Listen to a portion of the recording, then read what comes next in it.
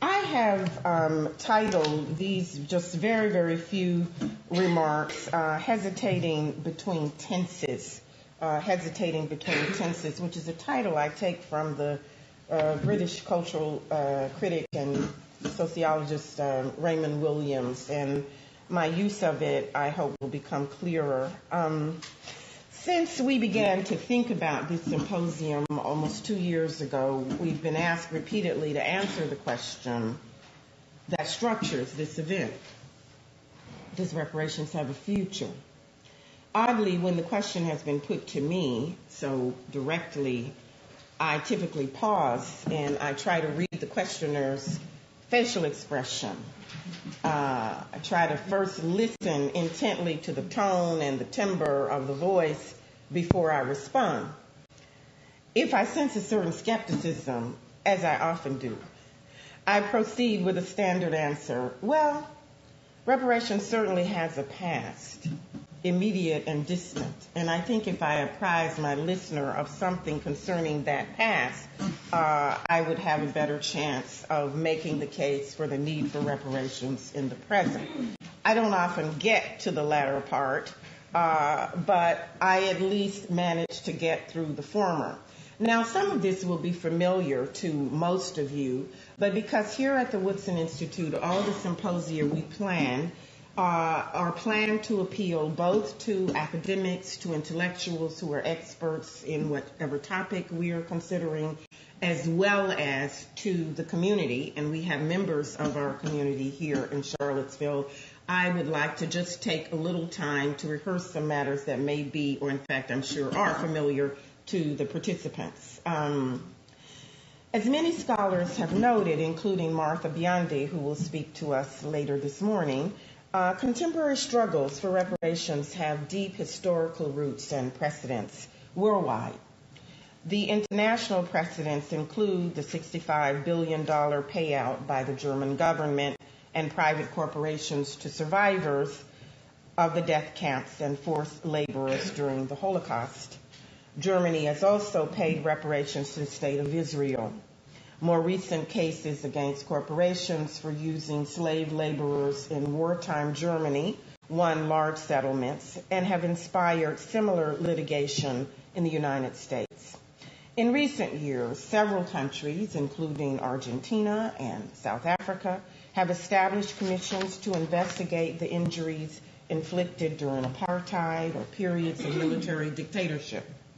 From 1990 to 2004, the Chilean government passed a series of measures mandating reparations for diverse categories of victims of the Pinochet dictatorship in the form of cash payments, social services, educational benefits, and pensions. When democracy was restored to Argentina in 1984, the newly elected administration conducted an official investigation into the estimated 30,000 people detained, tortured, and or disappeared by the military dictatorship between 1976 and 1983. I'm choosing these events randomly, you should know. Canada, our neighbor to the north, has launched a comprehensive official reparations program for the victims of the late 19th century Indian boarding schools who were removed from their homes and sent to distant institutions without access to their families. Their language, hairstyles, dress, and rituals were all banned. The list of international reparations strategies and struggles could go on, launched by states, and could include the growing number of countries around the world that are establishing the exploration of hidden and controversial histories through heritage sites. We have been making so far an unsuccessful claim to establish a slave memorial here at the university. As many scholars of the heritage discourses would note, these countries acknowledge that preserving places where conflicts took place is a cornerstone of social reconstruction and is critical to contemporary civic life. We can certainly point to acts of reparations in the U.S. For example, apology and compensation to the descendants of Japanese Americans interned in World War II concentration camps. The state of Florida paid reparations to the survivors of the 1923 Rosewood Massacre. And again, as Martha Biondi, who was the start of my own self-tutelage in this subject, has noted once again, these cases indicate the government's willingness to repair, including financially repair, past injustices motivated by racial hatred. And yet overall, the U.S. record on reparations leaves much to be desired, especially as concerns slavery and Jim Crow, on which our panelists will focus throughout the course of today. We can point here to the fate of John Conyers' H.R. 40, calling for the federal government to study slavery and its reverberating impact on the social circumstances and life chances of African Americans, and to recommend repair and restitution, and note that that effort continues to be stalled.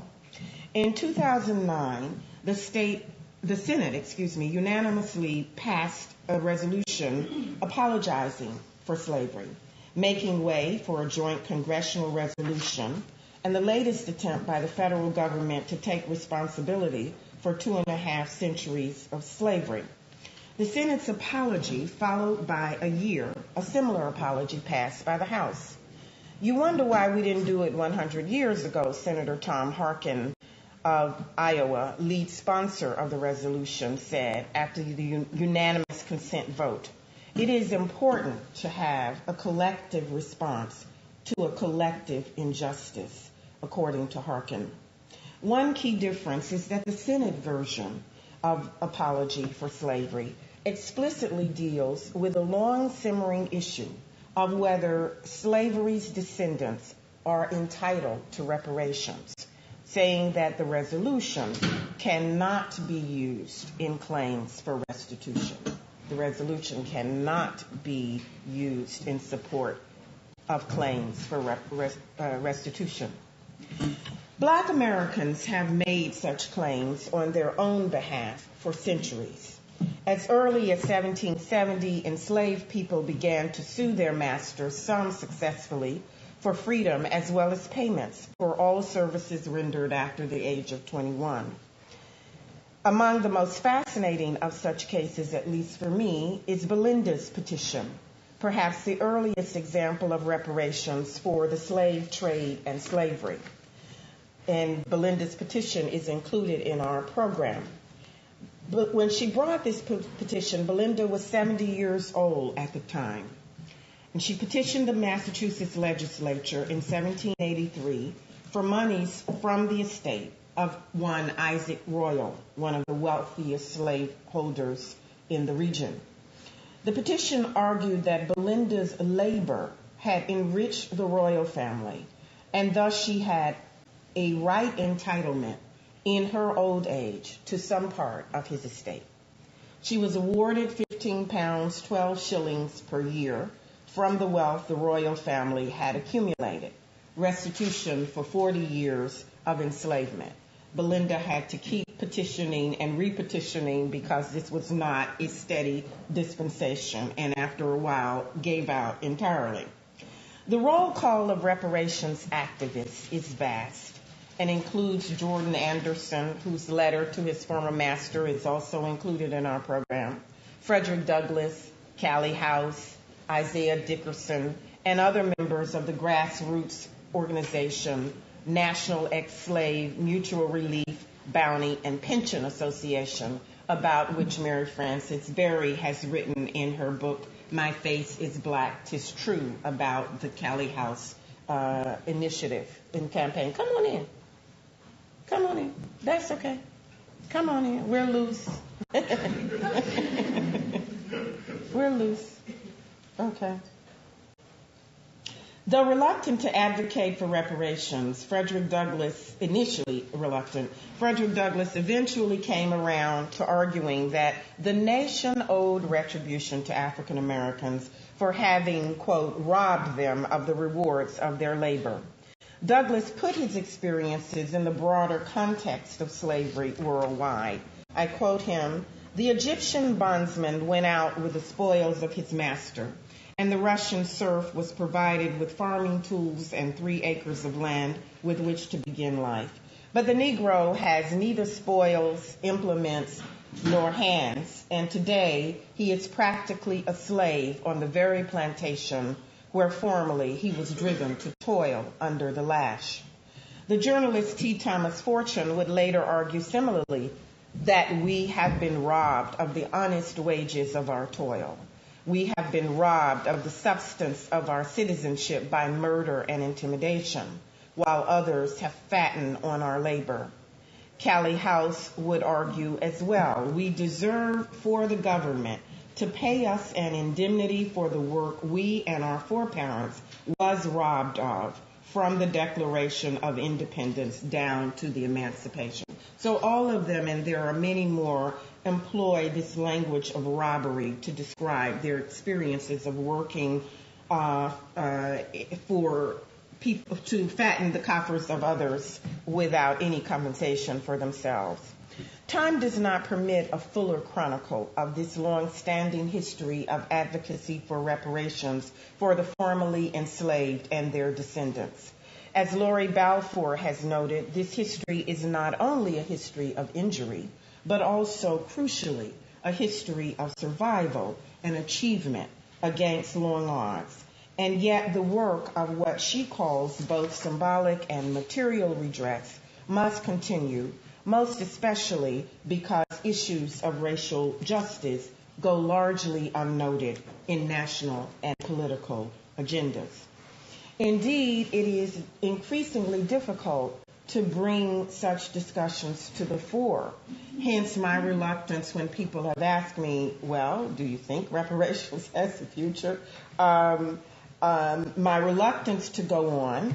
And I must confess that part of that reluctance lies in the fact that I have heard, and others of the organizers have heard, hence the use of color blindness in the subtitle of the symposium, that we have now progressed to the point where we are a colorblind or alternatively a post-racial society.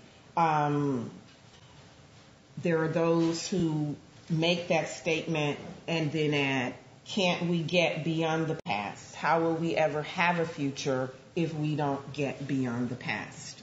I've just finished redoing my section of the Norton Anthology to include a playwright who had not been included in earlier editions, Alice Childress.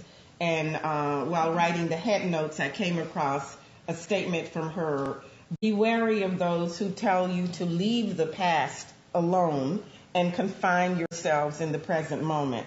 Our story has not been told in any moment, and our history is not gone with the wind.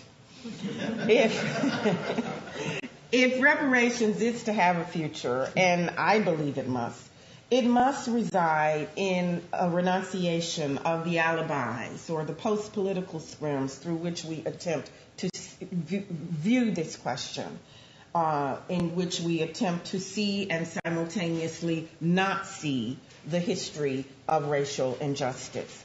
We must renounce the assumption that racism is a problem of individual intolerance and accept that it is a problem of inequality, of exploitation, of injustice. The insistence that we have progressed to the point of colorblindness prevents us from asking the very question that Michael Dawson put to us last night in his brilliant, eloquent keynote address. What kind of country do we wish to inhabit? To answer this question fully, thoroughly, honestly, we have to be willing to look facts in the face. We have to be willing to give up on the idea that we are in a post-racial society. We have to give up on the idea, perhaps most importantly, that all that debt was wiped away with Barack Obama's election to the presidency.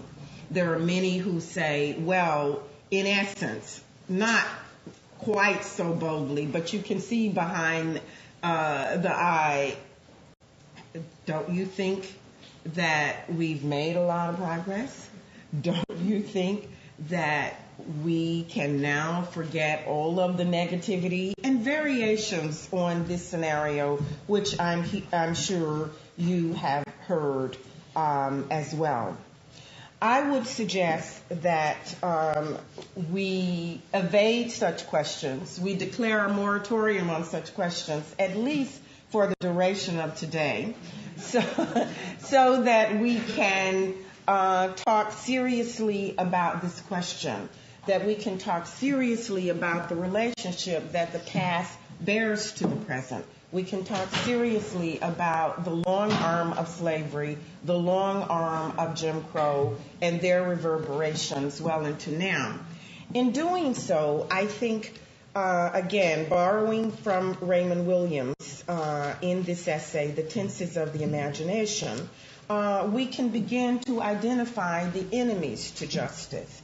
We can begin to identify the hired image makers who provide us with the language of post-racialism, who provide us with the language of colorblindness, the image makers, the instrumental projects of the interests of wealth and power.